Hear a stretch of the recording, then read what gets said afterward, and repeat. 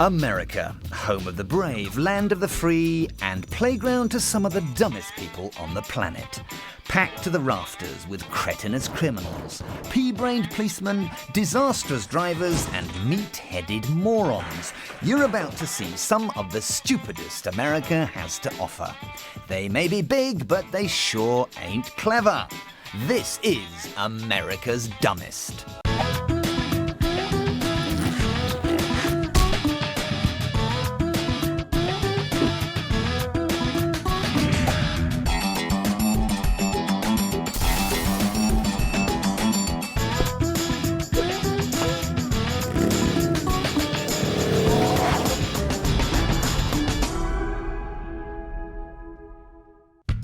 Coming up, a hotel gets hit by a hapless hoodlum. Meter cheaters get rumbled. And jailbirds get jiggy in front of the cameras.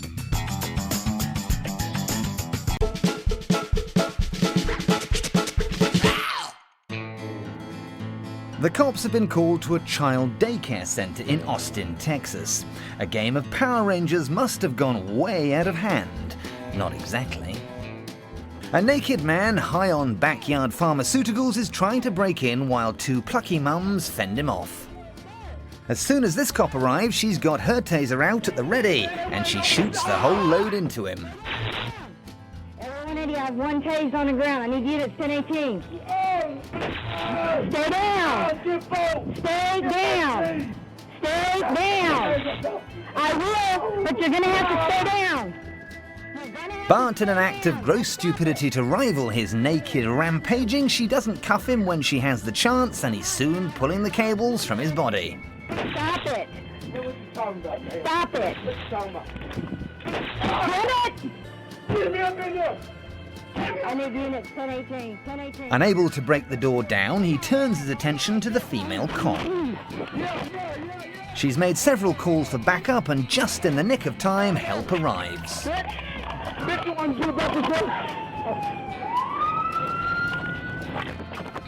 officer down. New cops mean new tasers, and they waste no time getting stuck in.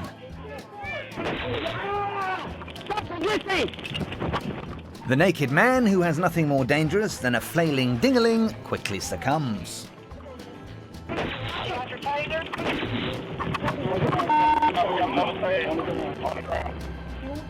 Surely it was obvious that prancing around in the buff and trying to smash down the door of a daycare center wasn't going to go unnoticed. Let's hope the 50,000 volts has shocked some brains into him. Ouch.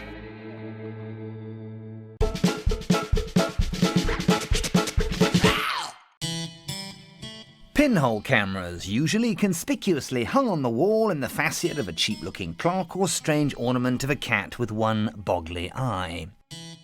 These days, if you can't see a CCTV camera by a cash till, there's probably a hidden one. And the aim for the burglar here is to get in and out without leaving any trace. Forget the fact that his face is plastered all over this tape. He's trying every single drawer he can find. First, he leaves the scene with a biro, and you can't buy 2 plane tickets to Rio with that. Finally, he comes back to empty the till, his face on tape, not once, but now twice. He takes the cash, but idiotically leaves one other important thing behind: his fingerprints. The odds on sharing the same fingerprints as someone else are 1 in 64 billion, and his are all over the till, the counter, and the drawers. He'll also have to explain those bum prints. Pinhole camera? More like pinhead camera.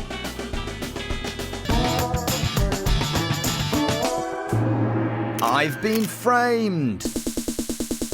Welcome to the part of the show where we watch the cops set a trap for the criminals and let them stumble brainlessly into it.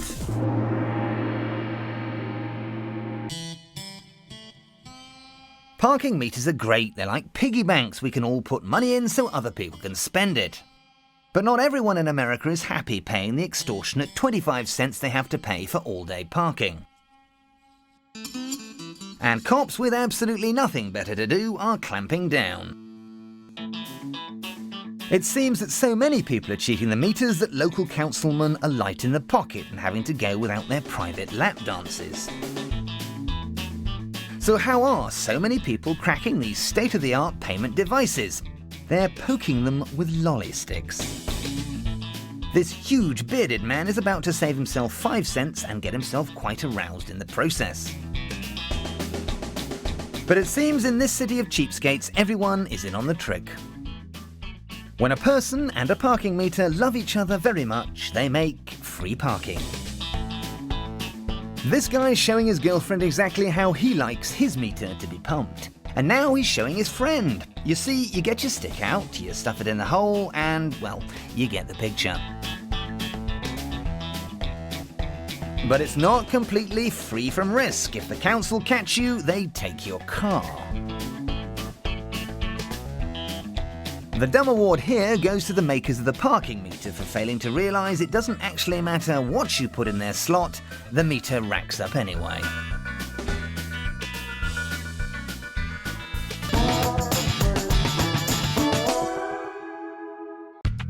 Still to come, a perp gets a pounding in prison, a small-town cop tries out his Starsky and Hutch moves, and a library plays host to some cross-dressing self-love.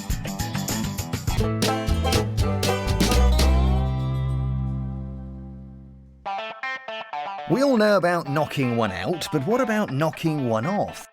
Did you know that it takes 4 guys to rob one sex shop? Strangely, there are no cops around. You'd think the place would be packed with off-duty officers buying lube to help that next promotion go as smoothly as possible.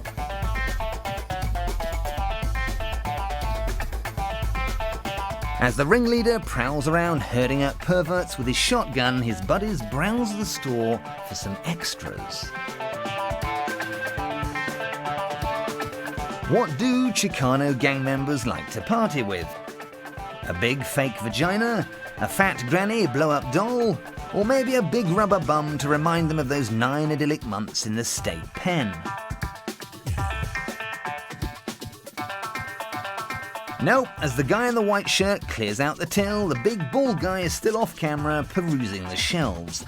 Like Bono, or should I say Boner, he still hasn't found what he's looking for.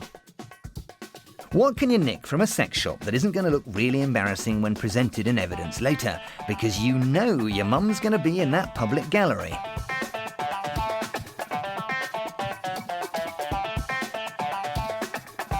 Hurry up and pick something. Ah, a rampant rabbit. For the wife, you understand. Well, she might end up needing it if the police catch up with this bunch.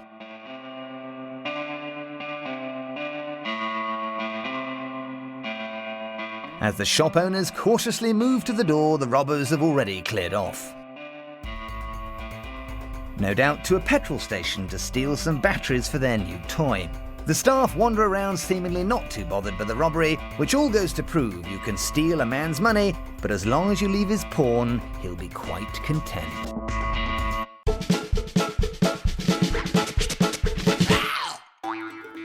You know how it is. You're in a prison holding cell, and a discussion about the merits of the works of Jane Austen is getting a little bit out of hand.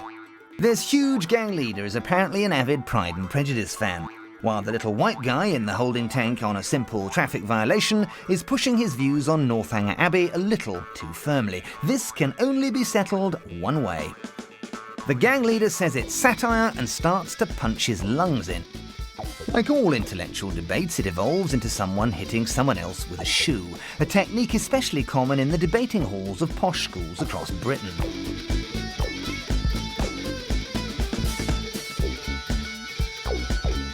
Also, much like British boarding schools, the loser debags and waits for bum justice. Later, this little guy's lawyer sued, stating his client was punched some 60 times. Sadly, there wasn't a camera running in cell 3 where a man had his head pulled off after misquoting Voltaire.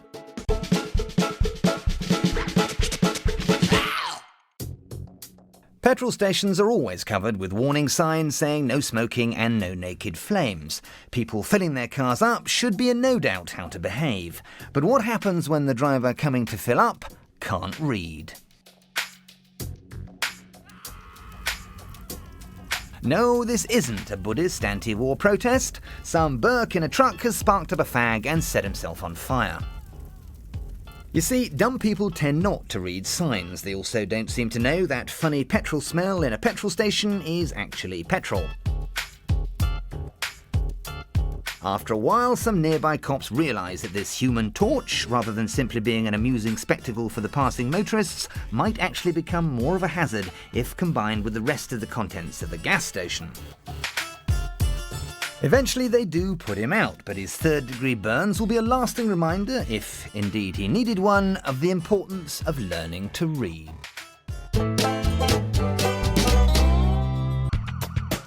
Still to come, a bobby puts the boot in, a getaway car without wheels fails to get away from anything, and how to catch a cleaner cleaning you out.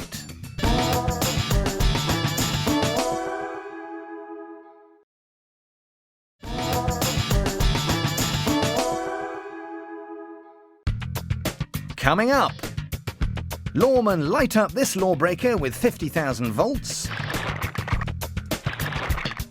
A clever cop catches a criminal cleaner. And a rent-a-van driver rams the Rozzers.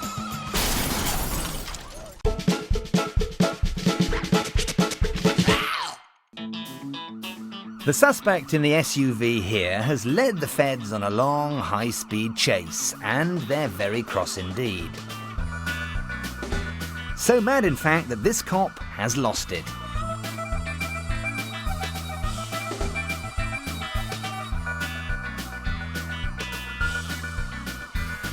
For some reason, finding his way into the car proves a real challenge. Perhaps he's a British cop because he goes straight for the passenger side. And then, in a new side to his stupidity, he just keeps trying to kick him, apparently not making a great deal of contact. All in all, it would appear that some extra training may be in order for California policemen. Perhaps some evening classes on finding car doors and the ideal trajectory for kicking the crap out of a suspect.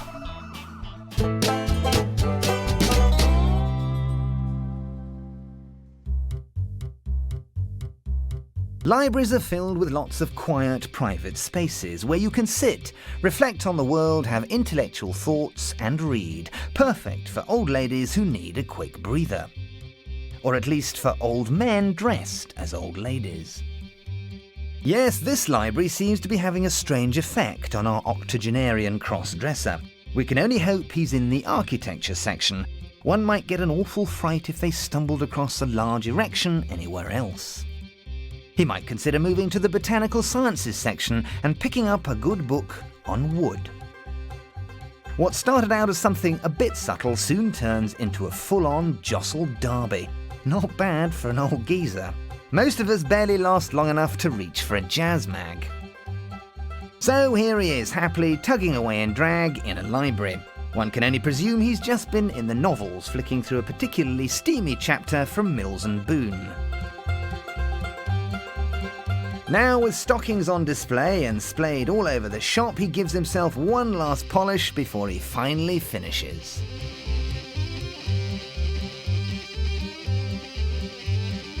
Sadly, as with so many of our public displays of self-affection, it's all captured on CCTV, much to the embarrassment of this old-timer. Maybe next time he'll stay at home when he feels like thumbing his own volume.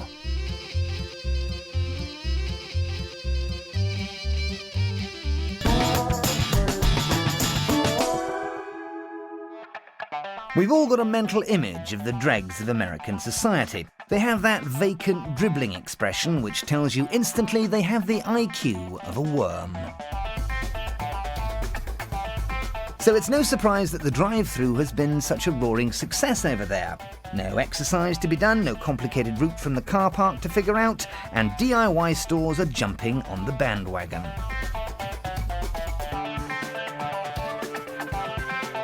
Watch now as this store miraculously turns into an instant drive-through. Why carry bags of shopping from the store to the car if you can just skim stuff off the shelf straight into your boot? Unfortunately for this chap, he's a little ahead of his time, and he doesn't intend to buy anything. So I suppose you could call this ram raiding.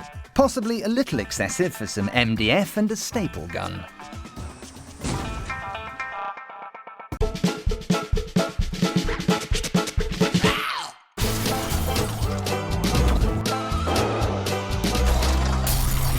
America's dumbest drivers.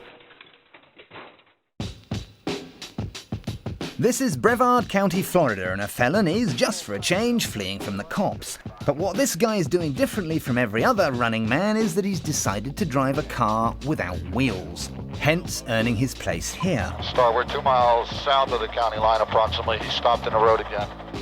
He eventually realizes that cars without wheels aren't what you'd call a getaway plan. So his next idea is to wait till he's surrounded by about 15 cops, grab his baseball bat and wave it at them menacingly. The passenger figures out just what a crap idea this is and quickly changes sides from the crook to the cops. That's the female. That's the female. 764. I think it's the passenger came out. As the driver fires himself up for the big showdown, the surrounding lawmen gradually move in. Okay, I got the one. I only see the one FHP guy. I should have had to bring a shield up if one of our guys had one. I don't even know. And then, when enough is enough, one of the cops makes a break for it and goes for the van. Oh, we got 4 captains and 5 FOs right now. Okay. Oh, he's running. He's got something in his hand. He's got a stick. He's got a stick. He's got a stick. Stay where you are. Stay where you are. In an unprecedented and wholly out-of-character move, the cops decide not to shoot him. Instead, they've opted to use the taser.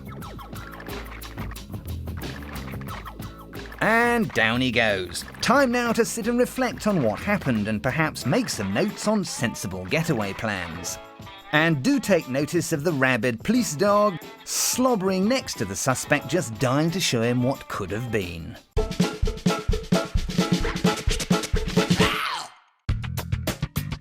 Still to come, the home help helps herself. And a cruiser gets crushed by a careering criminal.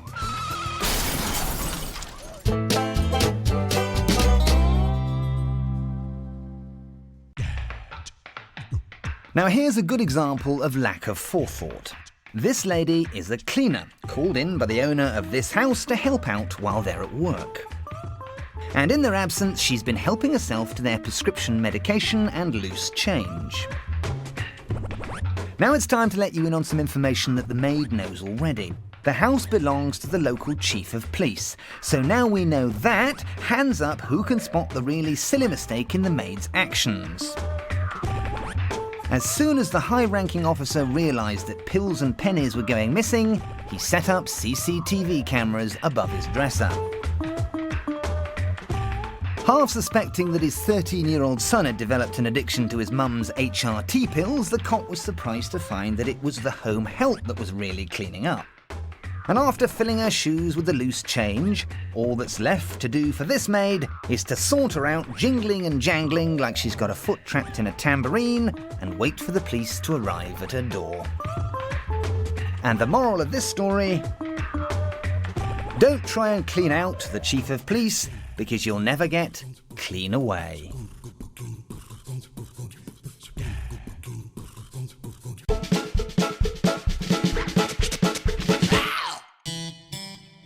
A bus journey in Oregon, and for the most part it's exactly the same as any other. It travels from A to B and ferries passengers about. But this bus does something else too. It tries to flatten passing cyclists. Clearly, this cyclist isn't over the moon about the possibility of being run over, and he slams on the brakes to avoid it. But that's not the last we've heard of him. If you look closely in the rear-view camera, you can see a small speck gradually getting bigger and bigger. Yes, he's coming back to give the driver a piece of his mind. The two-wheeled wacko hurls himself in front of the bus, which abruptly stops. Most of the passengers are watching events unfold with half a grin, but not this guy. He's on a bus because he needs to get somewhere. If he wanted to watch people arguing, he'd stay at home with his wife. He's in a hurry, and no push-bike prat is going to make him late.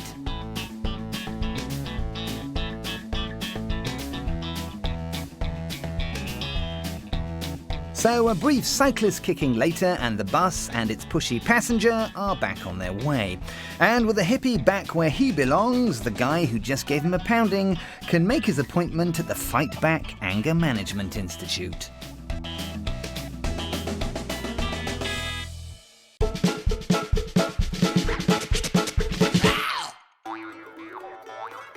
Warwick County, Indiana, and a felon is fleeing police in a U-Haul rental lorry.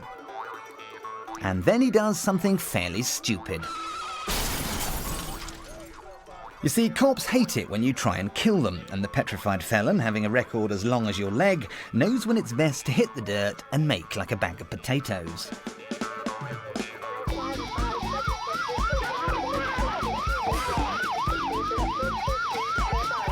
It's not his fault he got caught. The simple explanation is that he usually likes to outrun the police in his Ferrari F40, but he had a busy day and left it at the trailer park.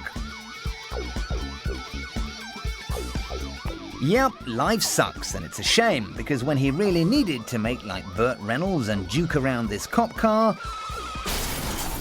all he had to hand was a lorry full of cheap beer and toilet brushes. If only he'd had something more agile, like a large carnival float. He'd be in Canada by now.